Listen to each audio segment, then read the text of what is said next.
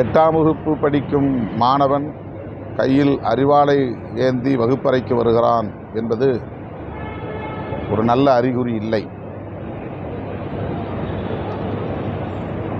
13 வயது சிறுவன் புத்தகம் வைக்க வேண்டிய பையிலே அறிவாளை வைக்கிறான். வகுப்பறைக்குள் வந்து ஆசிரியர் முன்னிலையிலேயே இன்னொரு மாணவனை பாய்ந்து வெட்டுகிறான். தடுக்கும் ஆசிரியரையும் வெட்டுகிறான் என்பது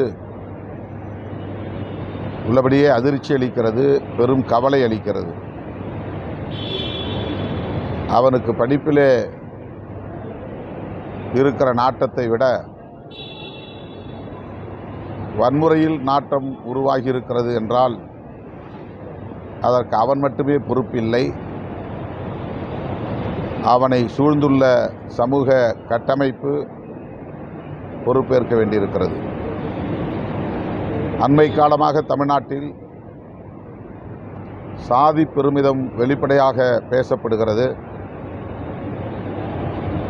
ஆண்ட சாதி என்றும் வீர பரம்பரை என்றும்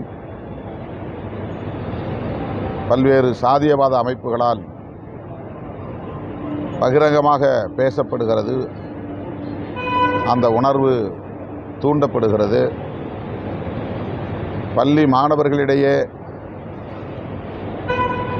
சாதியம் திட்டமிட்டு வளர்க்கப்படுகிறது. கைகளில் சாதி சார்ந்த அடையாளமுள்ள கயிறுகளை கட்டிச் செல்வது, சைக்கிளில் சாதி அடையாளங்களை பொறிப்பது, பள்ளியின் பலகைகளில் சாதி சார்ந்த முழக்கங்களை எழுதுவது, இதுபோன்ற கலாச்சாரம் பரவுவதற்கு சாதியவாத மதவாத அமைப்புகளே மிக முக்கியமான காரணங்களாக இருக்கின்றன. சமூகத்தில் பரவக்கூடிய இந்த மோசமான கலாச்சாரம், அதற்கு பின்னணியில் இருக்கிற சாதிய மதவாத அமைப்புகள் ஆகியவற்றை பற்றி கவலைப்படாமல் யாவற்றுக்கும் அரசுதான் பொறுப்பு என்கிற வகையிலே இதை வெறும் சட்டம் ஒழுங்கு பிரச்சனையாக பார்ப்பது சரியான ஒரு அணுகுமுறையாக தெரியவில்லை.